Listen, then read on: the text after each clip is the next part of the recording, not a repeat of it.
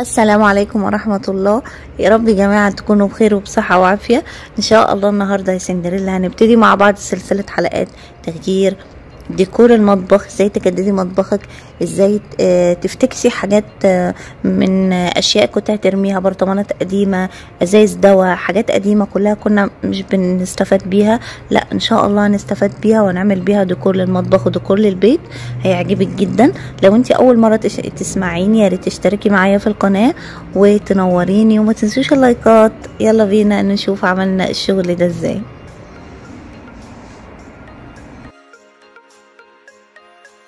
طبعا هي الفكره يا بنات ان انا حبيت افيدكم بالموضوع ده، لان جات لي كتير رسائل على الخاص بتقول لي البرطمان ده انت ازاي كاتبه عليه اسرار سندريلا. يعني لفت نظرهم جدا، لان انا كنت منزله صوره ليه في بوست على المنتدى عندي، فحبيت ان انا افيدكم بالموضوع ده. برطمان عادي جدا زي بتاع السكر بتاع الشاي، وحطيت فيه كور كده للزينه وخيش من جوه، وفي نفس الوقت ادى شكل كده حلو ومميز من حاجه بسيطه خالص. فما كانش ينفع طبعا ان انا ابخل عليكم بحاجه زي كده، وان شاء الله اي حاجه هعرفها او هتعلمها ان شاء الله هنتعلمها مع بعض وهنتدرب عليها سوا. الفكره بسيطه جدا وسهله جدا فوق ما تتخيلي. كل اللي انت هتعمليه ان انت هتطبعي اي كتابة او اي حاجة انت عايزاها، سكر، شاي، قهوة، على ورق عادي اللي هو الورق اللي هو الاي 4 او مش عارفه ورق العادي بتاع التصوير. هتطبعي عليه الكلمه اللي انت عايزاها، بس برضو خلي بالك وانت بتطبعي الكلمه ان يبقى الكلمه مش كبيره قوي على البرطمان ولا صغيره قوي والبرطمان كبير. دايما ناخد بالنا فكره النسبه والتناسب واحنا بنطبع الكلمه. عايزه تطبعي صورتك، عايزه تطبعي كلمه، بيت شعر عجبك، اي حاجه عايزه تحطيها على برطمان، على ازازه، على شمعه، على اي حاجه، كل ده ان شاء الله نتعلمه مع بعض واحده واحده كده ان شاء الله عندنا في القناه. اول حاجه انت بتاخدي الكلمه اللي انت عايزاها وبتبداي تقصيها وتحدديها زي ما انتوا شايفين كده.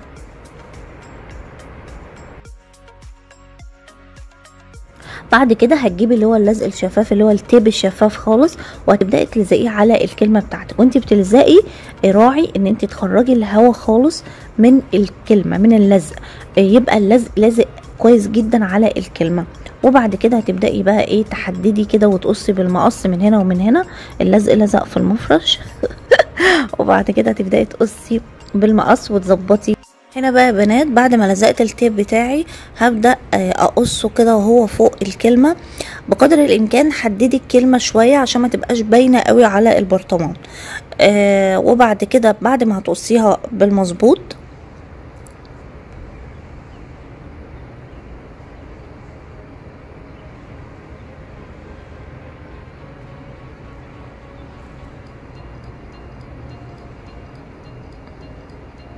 زي ما انتوا شايفين كده الشكل بتاعها ده شاي،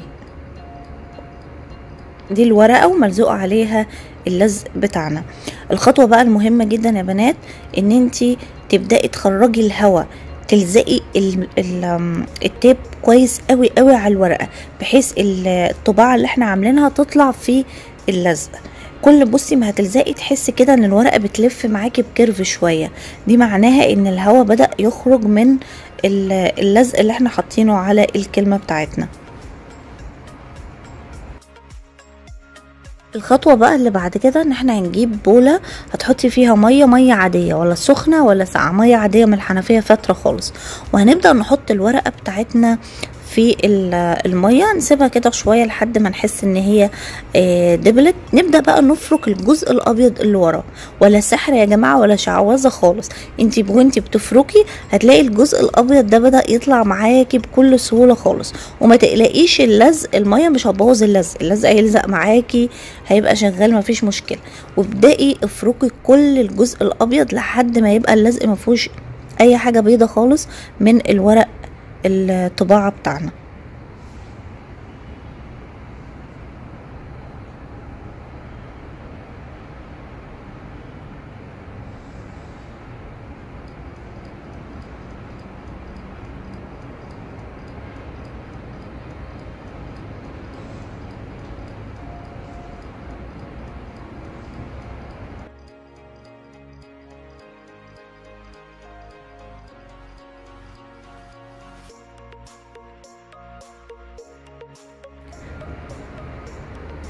ويعتبر هنا كده الكلمة بدأت تظهر اهي وبانت. الخطوة بقى اللي بعد كده ان احنا هناخد اللزق اللي عليه الكلمة وهنبدأ ننشفه. انا هنا نشفته بصراحة بمناديل، بس نصيحتي ليكي نشفيه بفوطة. انا كنت منشفة اسرار سندريلا بالفوطة لان المناديل لزقت في اللزق، فحاولت بالعافية عشان اشيلها، فدايما يبقى معاكي فوطة تنشفي بيها. هنا بعد ما لزقت الكلمة بتاعتي على البرطمان هبدأ بقى ان انا ازوقه. افتكسي اي حاجة سندريلا، اي حاجة تليق مع لون مطبخك، اي حاجة انتي حابة اللون ده.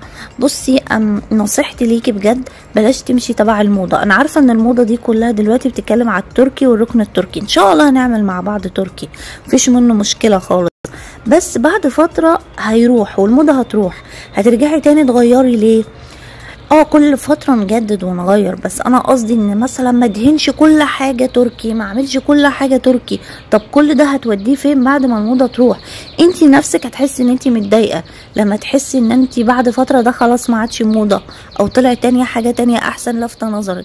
فحاولي دايما لما تيجي تعملي حاجة في مطبخك اعملي حاجة تكون لايقة مع الوان المطبخ عندك، وفي نفس الوقت لون تكوني بتحبيه ومش موضة قوي مفرقعة، لانه صدقيني بعد فترة هيضيع الموضة دي وهتروح وهتحسي ان انتي متضايقة جدا وعايزة تغيري تاني.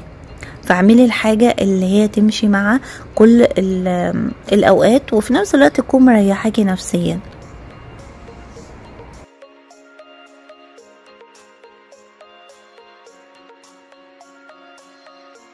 وهنا هنفذ نفس اللي انا عملته في كلمة شاي هعملها برضو في كلمة سكر، ان انا هحدد الكلمة بتاعتي وهقصها بالمقص وهبدأ الزق عليها اللزق الشفاف وهحدده كويس جدا، وهبدأ اخرج الهواء بظهر المقص او بمسطرة وهحطه في المية الفترة شوية نونو كده، وبعد كده هبدأ افرك الجزء الابيض بتاعي.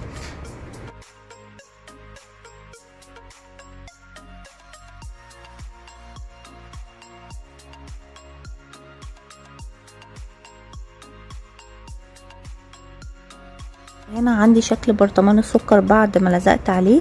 خلي بالكم هنا الكلمة طلعت كبيرة على البرطمان فحطيتها بالورب، عشان كده بقولك راعي دايما مقاس الكلمة وانتي بتلزقيها على البرطمان او على الازازة بتاعتك. وبعد كده بقى هبدأ احط فيونكة من فوق. انتي بقى شوفي ذوقك في ايه، بتحبي تضيفي ايه، ممكن تضيفي استرسات، ممكن تضيفي فيونكة من الجنب، ممكن تضيفي على الغطا فوق، اللي انتي عايزاه انتي هتبدأي تبدعي فيه وهيطلع ان شاء الله حلو من ايديكي.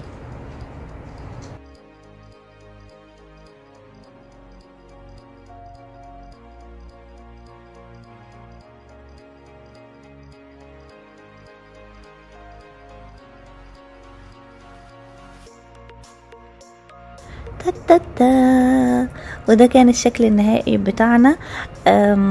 يا رب يكون عجبكم زي ما هو كمان عجبني. يعني هو بسيط ورقيق خالص ما فيهوش اي حاجه، بس حولنا برطمانات قديمه ملهاش روح لحاجه شكلها حلو ومبهج جدا.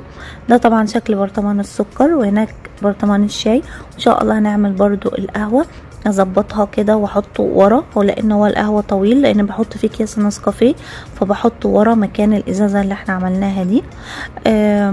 حاجه لطيفه يا دوب بس فيونكات كده ستان من فوق. انتي بقى ابدعي، انتي شوفي انتي الحاجه اللي انتي حباها وحابه ان انتي تعمليها. مثلا لو عندك زراير ممكن تلزقيها، استرسات، حاولي ما تكلفيش نفسك. في حاجات كتير بتبقى عندنا في البيت ممكن نستغلها ونعملها احلى ديكور يفتح نفسنا على المطبخ ويفتح نفسنا على البيت.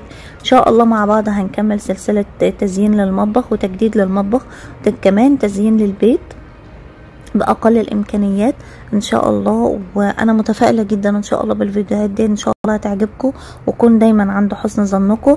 وزي ما قلتلك في الفيديو بلاش تتقيدي بموضة معينة سواء تركي وأسباني ويوناني، لأ، خلي الموضة دي حاجة تنبع من جواكي ان انت تعملي بيه شغل يفتح نفسك، سواء بقى هو موضة مش موضة، المهم ان هو يكون نابع من جواكي وحاجة انت والوان انت تكوني بتحبيها. مبسوطة قوي انه طلع بالشكل ده، وان شاء الله كمان يعجبكم. يلا اشوفكم على خير بقى، وما تنسوش اللايكات وكومنت حلو، وان شاء الله نكمل مع بعض سلسلة تجديد المطبخ.